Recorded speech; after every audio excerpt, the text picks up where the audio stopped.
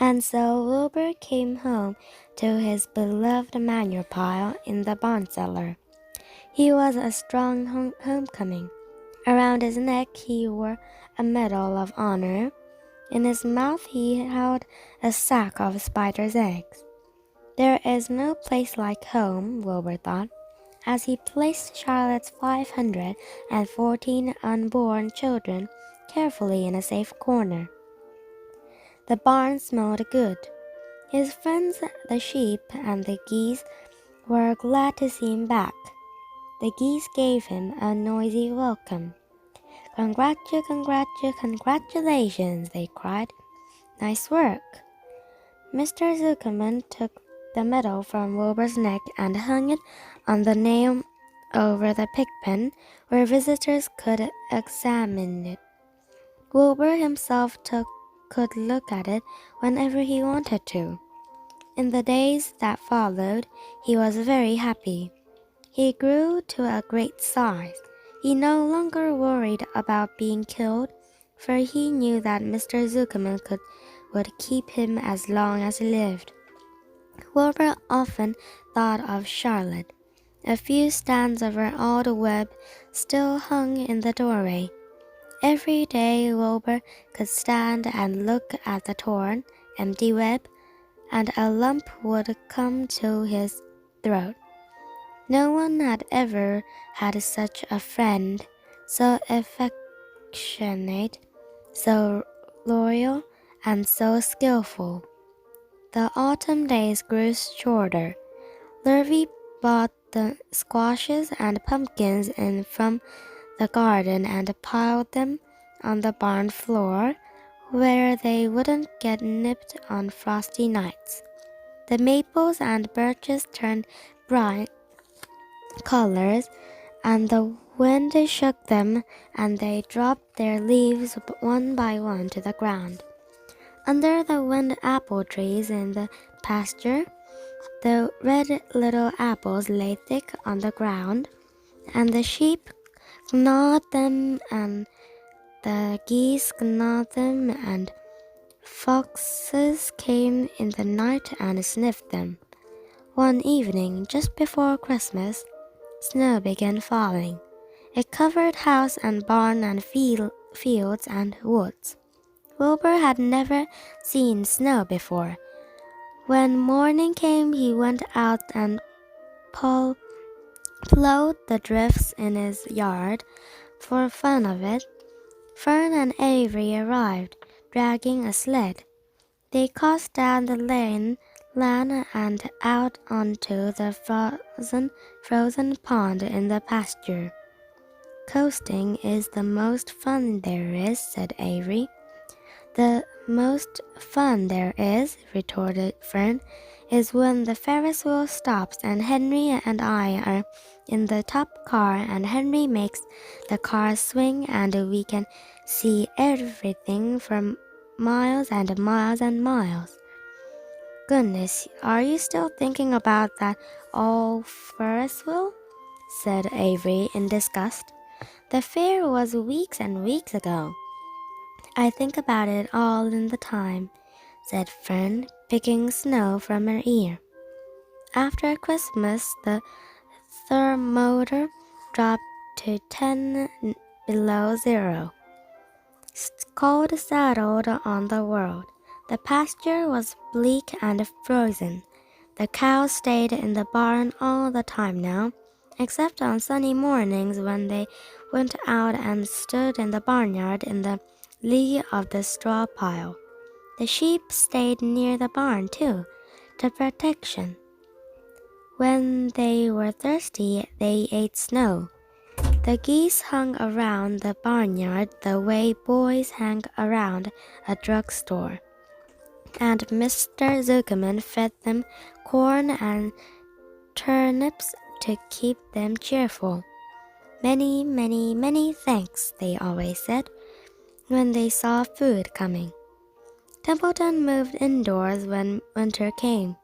His ratty home under the pig trough was too chilly, so he fixed himself a cozy nest in the barn behind the grain bins. He lined it with bits of dirty newspapers and rags, and whenever he found a trinket or a keepsake, he carried it home and stored it there.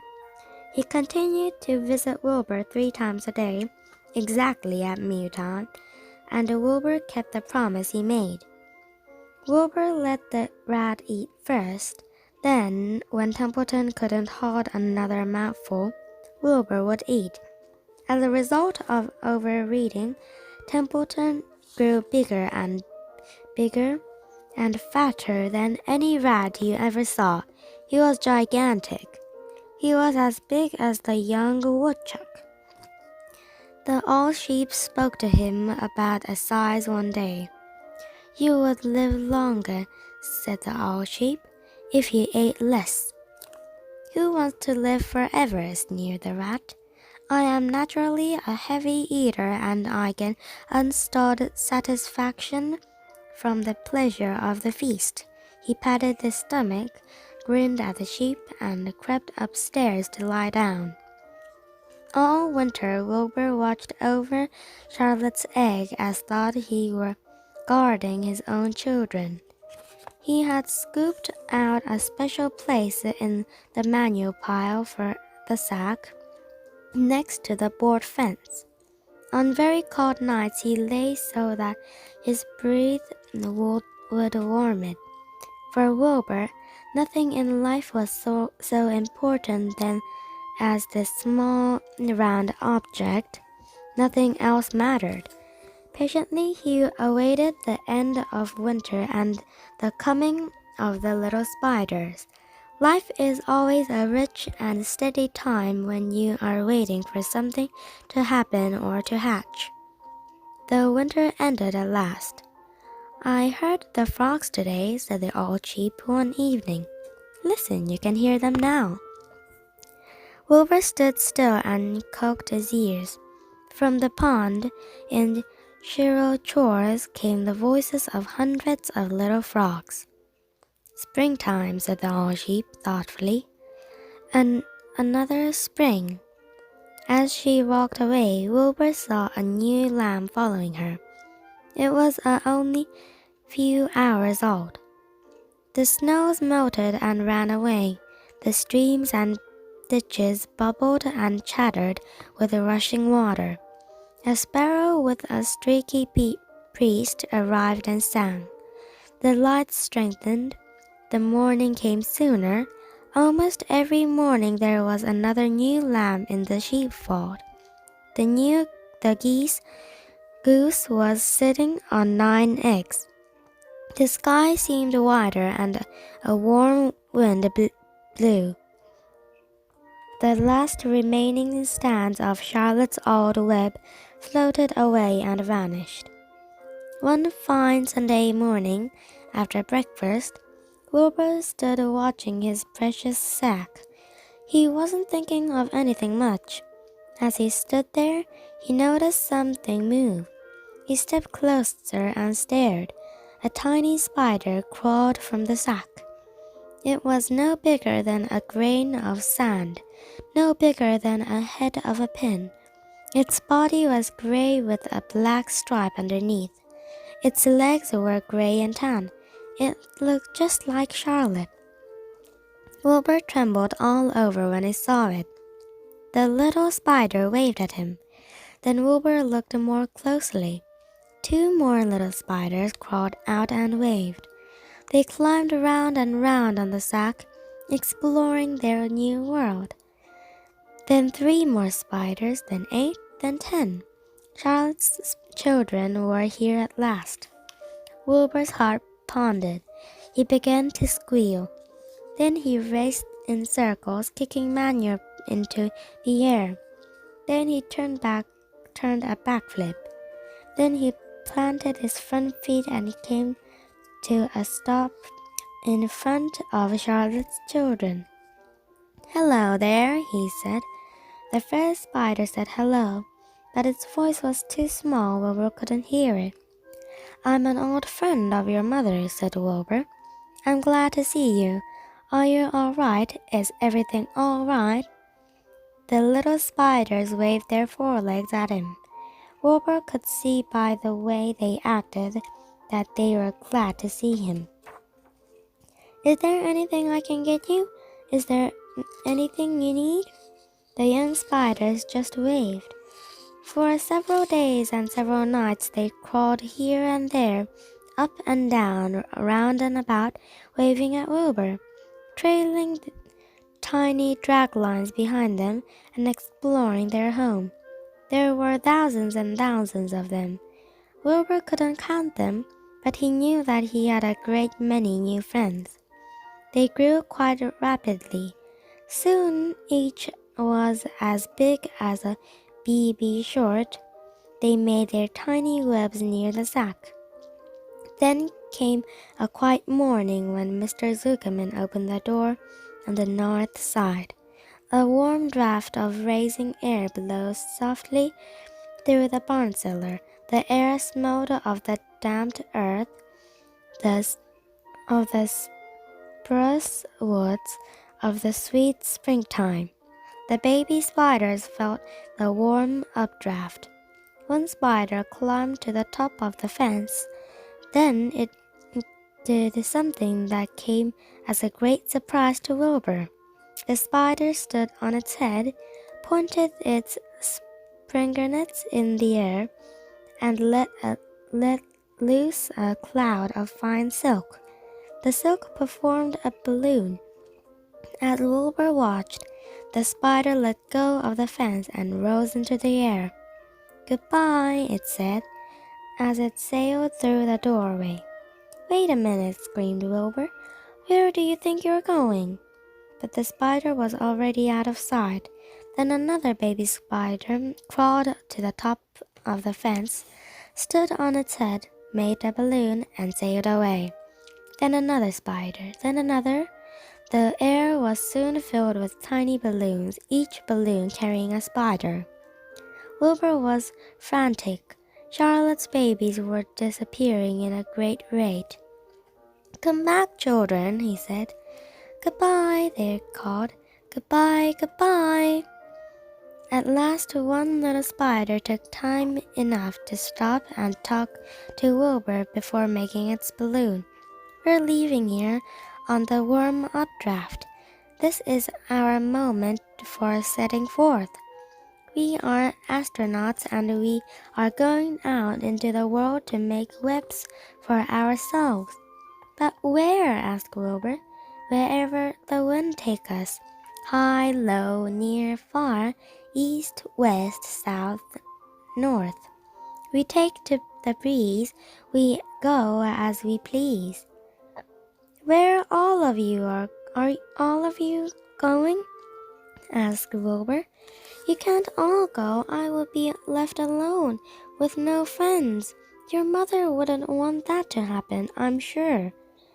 The air was now so full of balloonists that the barn cellar looked almost as though a mist had gathered. Balloons by the dozen were rising, circling, and drifting away through the door, sailing off on a gentle wind. Cries of "Goodbye, goodbye, goodbye" came weakly to Wilbur's ears. He couldn't bear to watch any more. In sorrow he sank to the ground and closed his eyes. This seemed like the end of the world, to be deserted by Charlotte's children. Wilbur cried himself to sleep. When he woke, it was late afternoon. He looked at the egg sack. It was empty. He looked into the air. The balloonists were gone. Then he walked drearily to the doorway, where Charlotte's web used to be. He was standing there thinking of her when he heard a small voice. "Salutations," it said. "I'm up here." "So am I," said another tiny voice. "So am I," said the third voice. "Three of us are staying. We like this place, and we like you." Wilbur looked up. At the top of the doorway, 3 small webs were being constructed. On each web, working busy, was one of Charlotte's daughters. "Can I take this to mean, said Wilbur, that you have definitely decided to live here in the barn cellar, and that I'm going to have 3 friends? You can indeed, said the spiders. What are your names, please? Said Wilbur, trembling with joy. I'll tell you my name, replied the first spider, if you'll tell me why you're trembling. I'm trembling with joy, said Wilbur. Then my name is Joy, said the first spider. What was my mother's middle initial? Asked the second spider. A, said Wilbur. Then my name is Arena, said the spider. How about me? Said the third spider. Well, you just pick me a nice, sensible name for me. Something not too long, not too fancy, and not too dumb. Wilbur thought hard. Nellie, he suggested. Fine, I like that very much, said the third spider. You may call me Nellie. She daintily fastened her orb line to the next spoke of her web. Wilbur's heart beamed with happiness. He felt that he should make a short speech on this very important occasion.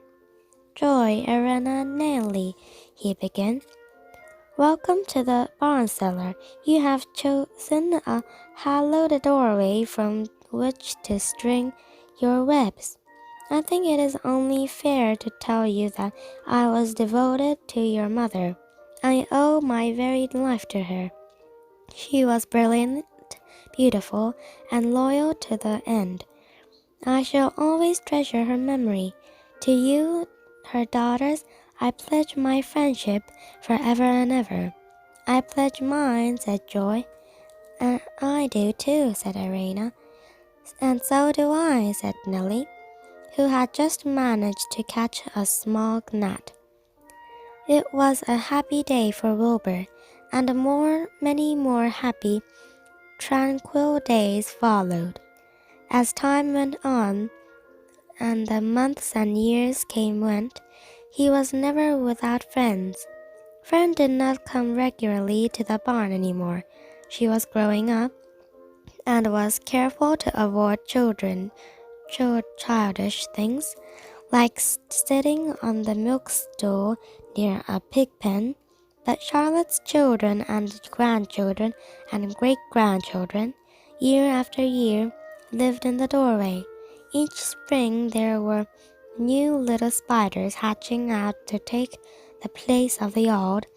Most of them sailed away on their balloons, but always 2 or 3 stayed and set up housekeeping in the doorway. Mr. Zuckerman took fine care of Wilbur all the rest of his days, and the pig was often visited by friends and admirers, for nobody ever forget the year of his triumph and the miracle of the web. Life in the barn was very good, night and day, winter and summer, spring and fall, dull days and bright days. It was the best place to be, thought Wilbur, this warm, delicious cellar with the garrulous geese, the changing seasons, the heat of the sun, the passage of swallows, the nearest of rats, the sameness of sheep, the love of spiders, the smell of manure, and the glory of everything. Wilbur never forgot Charlotte. Although he loved the children and grandchildren dearly, none of the new spiders ever quite took her place in his heart. She was in a class by herself. It is not often that someone comes along who is a true friend and a good writer. Charlotte was both.